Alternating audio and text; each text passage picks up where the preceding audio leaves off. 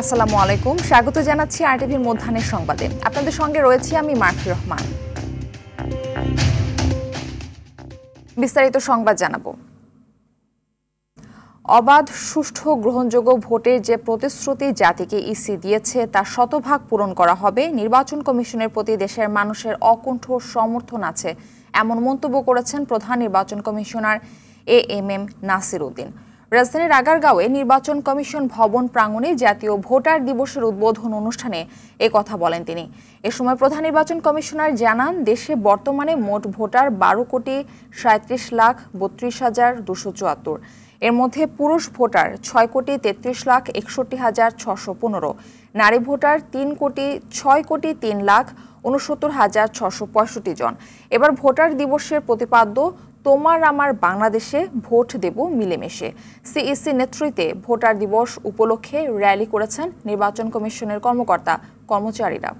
30,32,274, তার মধ্যে পুরুষ হচ্ছে 6,63,61,615 আর মহিলা ভোটার হচ্ছে 6,03,69,665 আর হিজড়া জনগোষ্ঠী আছেন 994।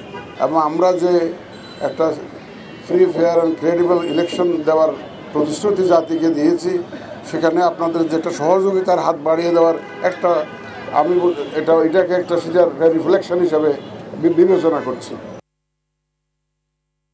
দর্শক, নির্বাচন কমিশনের জাতীয় ভোটার দিবসের আলোচনায় বক্তব্য রাখছেন নির্বাচন কমিশনার আবুল ফজল মোহাম্মদ সানাউল্লাহ। আমরা সরাসরি চলে যাচ্ছি তার বক্তব্যে। ক্ষেত্রে কেউ কেউ প্রতারণার আশ্রয় নিয়ে আবেদন করছেন। এটা সংখ্যাটা যদিও বা কম, বাট উল্লেখযোগ্য। আমরা সিদ্ধান্ত নিয়েছি এই সংখ্যাটা আমরা ফেলে রাখবো না, দ্রুততম সময়ের মধ্যে নিষ্পন্ন করব। আমাদের 6টা ক্যাটাগরি আছে, 4টা ক্যাটাগরি, 2টা এক্সটেন্ডেড ক্যাটাগরি সহ 6টা ক্যাটাগরি অফ কারেকশন আছে। ক, ক1, খ, খ1, গ, ঘ। আমরা 5টি ক্যাটাগরিকে মাঠ পর্যায়ে ডেডিকেট করে দিয়েছি স্পেশাল ড্রাইভের অংশ হিসেবে, যে মাঠ পর্যায়ে সম্পন্ন করবেন আপনারা। ফলশ্রুতিতে গত 3 মাসে 80,000-এর বেশি আমরা আবেদন ইতিমধ্যে নিষ্পন্ন করেছি। এবং আমরা যখন এই কাজটি শুরু করেছি তখন মানুষের মাঝে আগ্রহ সৃষ্টি হয়েছে, আরো 2 লক্ষ নতুন আবেদন জমা হয়েছে। আমরা আশা করছি আমরা এগুলো নিষ্পন্ন করতে সম্পন্ন সার্থক হব, সমর্থ হব। এবং আমরা এটিও বলেছি যে যাদেরকে দেখে মনে হচ্ছে যে এটা সম্ভব নয়, উনি যে আবেদন করছেন বা এর মধ্যে প্রতারণা আছে, এটাকে আমরা ফেলে রাখবো না। আমরা এটা রিজেক্ট করে তার কাছে ফেরত দেব। সে যদি তার প্রয়োজনীয় কারেকশন করে আবার অ্যাপ্লাই করতে পারে, করবে, আবার তখনই করবে। আমরা এটা নিয়ে বসে থাকবো না।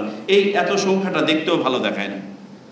তা আমি সবাইকে অনুরোধ করব, আমরা আজকে যে উদ্দেশ্যে এখানে উপস্থিত হয়েছি, তোমার আমার বাংলাদেশে, ভোট দিব মিলেমিশে, এই প্রতিপাদ্যকে ধারণ করে জাতীয় ভোটার দিবস উদযাপন করার জন্য আসুন আমরা মিলেমিশে আগামীতে সত্যিকার অর্থে একটি সুন্দর এবং উৎসবমুখর ভোট উপহার দেই।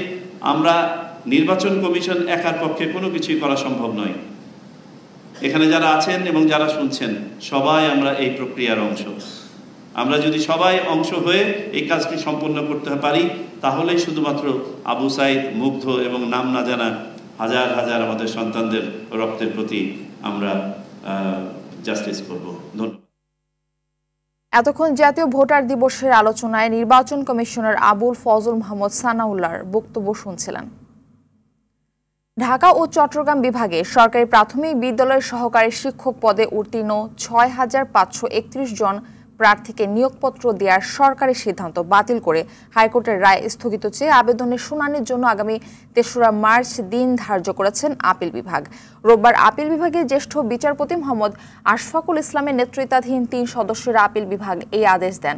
আদালতে রাষ্ট্রপক্ষে অ্যাটর্নি জেনারেল মোহাম্মদ আসাদুজ্জামান ও অপর পক্ষে ছিলেন আইনজীবী রুহুল কুদ্দুস কাজল এবং মুনতাসির আহমেদ। গেল 18 ফেব্রুয়ারি ঢাকা ও চট্টগ্রাম বিভাগের সরকারি প্রাথমিক বিদ্যালয়ের সহকারী শিক্ষক পদে উত্তীর্ণ এসব প্রার্থীকে নিয়োগপত্র দেওয়ার সরকারি সিদ্ধান্ত বাতিল করে হাইকোর্টের রায় স্থগিত চেয়ে আবেদনের শুনানির জন্য 2রা মার্চ নির্ধারণ করেন আদালত। জিয়া চ্যারিটেবল ট্রাস্ট মামলায় বিএনপি চেয়ারপারসন বেগম খালেদা জিয়াকে হাইকোর্টের দেয়া খালাসের রায়ের বিরুদ্ধে রাষ্ট্রপক্ষ ও দুদকের আপিলের শুনানি আগামীকাল সোমবার ধার্য করেছেন আপিল বিভাগ। সকালে আপিল বিভাগের জ্যেষ্ঠ বিচারপতি আশফাকুল ইসলামের নেতৃত্বাধীন 3 সদস্যের আপিল বেঞ্চে এই শুনানির জন্য থাকলেও দুদক জানায় আরেক আসামি জিয়াউল ইসলামের বিরুদ্ধে তারা আপিল করেছেন, তাই শুনানিতে সময় চান।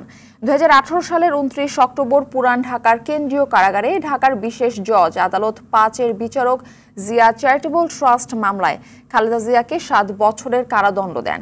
একই সাজা হয় মামলার অপর 3 আসামি খালেদা জিয়ার সচিব হারিস চৌধুরীর একান্ত সচিব জিয়াউল ইসলাম মুন্না এবং সাবেক মেয়র প্রয়াত সাদেক হোসেন খোকার একান্ত সচিব মনিরুল ইসলাম খান। তত্ত্বাবধায়ক সরকার ব্যবস্থা বাতিলের রায় রিভিউ চেয়ে রাজনৈতিক দল ও 6 ব্যক্তির করা 4টি আবেদনের শুনানির জন্য আগামী 8 মে দিন ধার্য করেছেন আপিল বিভাগ। রোববার আপিল বিভাগের জ্যেষ্ঠ বিচারপতি মোহাম্মদ আশফাকুল ইসলামের নেতৃত্বাধীন 3 সদস্যের আপিল বিভাগ এই আদেশ দেন। গত 11 ফেব্রুয়ারি তত্ত্বাবধায়ক সরকার ব্যবস্থা বাতিলের রায় রিভিউ চেয়ে রাজনৈতিক দল ও 6 ব্যক্তির করা 4টি আবেদনের শুনানি মুলতবি করেন আপিল বিভাগ। 1996 সালে সংবিধানে তত্ত্বাবধায়ক সরকার ব্যবস্থা অন্তর্ভুক্ত করে সংবিধানের ত্রয়োদশ সংশোধনী জাতীয় সংসদে গৃহীত হয়।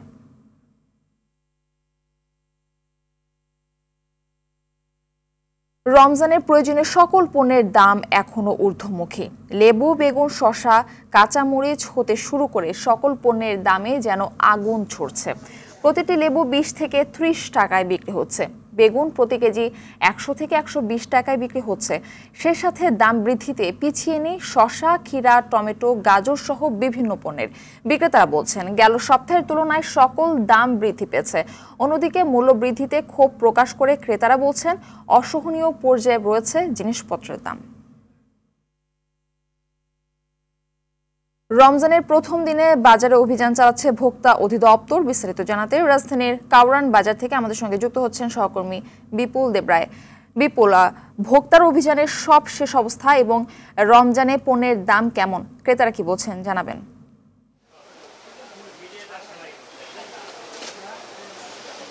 মার্টি, আপনি আসলে যেমনটা বলছিলেন, গত কয়েকদিন ধরে বাজারে যে পরিস্থিতি সেটা অসহনীয় পর্যায়ে চলে গেছে। অর্থাৎ নিত্যপণ্যের মধ্যে যেগুলো রমজানের প্রয়োজনীয় যে জিনিসপত্রগুলো রয়েছে সবকিছু জিনিসের দাম একেবারে ঊর্ধ্বমুখী। এবং আমরা গত কয়েকদিন ধরে বাজার ঘুরে দেখতে পেয়েছি বিশেষ করে ভোজ্য তেল, সয়াবিন তেলের এতই সংকট সৃষ্টি হয়েছে সেটি কোনো মতে নিরসন হচ্ছে না। অর্থাৎ বিগত বেশ কিছুদিন ধরে এই সংকটটা সৃষ্টি হয়েছিল এবং ক্রেতা এবং বিক্রেতাদের মধ্যে নানা মিশ্র প্রতিক্রিয়া আমরা হতে রেখেছি।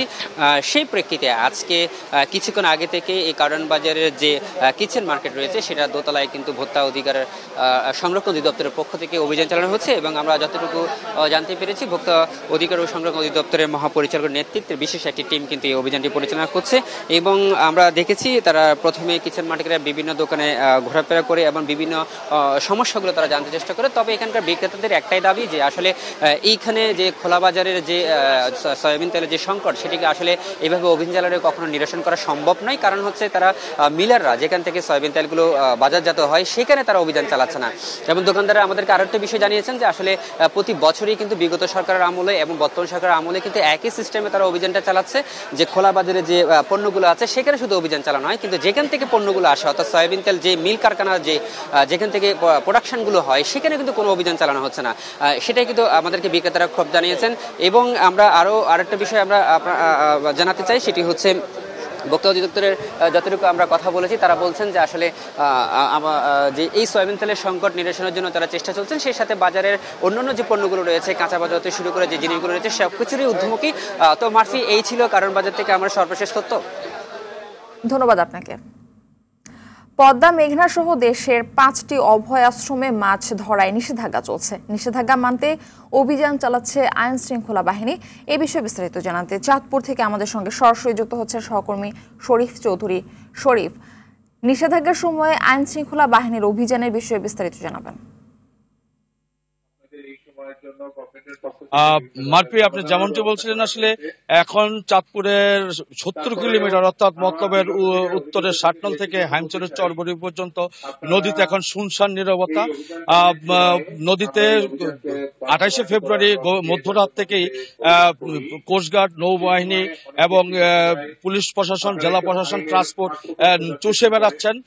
তবে এখন পর্যন্ত কোনো অভিযানে কোনো জেলে বা জাল আটক হয়নি। এদিকে আরেকটি কথা বলে রাখছি যে এই 4 মাসে, এই 2 মাস অভিযান চলাকালীন জেলেদেরকে 4 মাসে মানে অভিযানের আগের মাস এবং অভিযানের পরের মাস অর্থাৎ 4 মাসে 160 কেজি করে চাঁদপুরের নিবন্ধিত 40,005 জেলেকে চাল দেওয়া হবে। যদিও এখনো চালগুলো বিতরণ শুরু হয়নি, আগামী 15 ফেব্রুয়ারির মধ্যে চাল বিতরণ শেষ করতে হবে এমনই নির্দেশনা।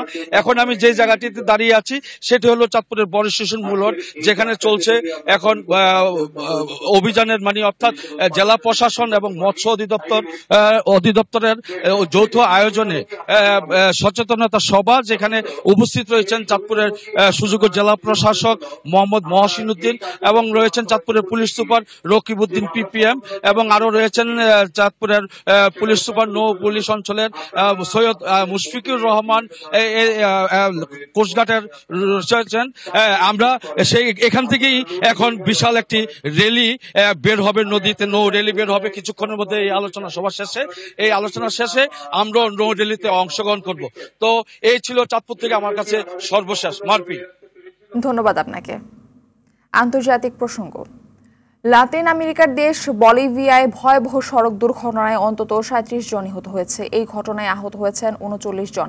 স্থানীয় সময় শনিবার ভোরে দক্ষিণ পশ্চিমাঞ্চলের শহর ইউনি থেকে প্রায় 5 কিলোমিটার দূরে যাত্রীবাহী 2 বাসের মধ্যে সংঘর্ষের দুর্ঘটনাটি ঘটে। রাতে পৃথক প্রতিবেদনে এই তথ্য জানায় সংবাদ মাধ্যম BBC ও আল জাজিরা। অবশ্য বাস দুটির চালক দুর্ঘটনায় বেঁচে গেছেন।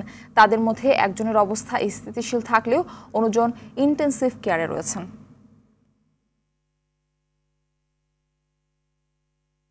মধ্যাহ্নের সংবাদ এই পর্যন্তই। দুপুরের সংবাদ 2:45টায় দেখার আমন্ত্রণ রইল। ধন্যবাদ সবাইকে।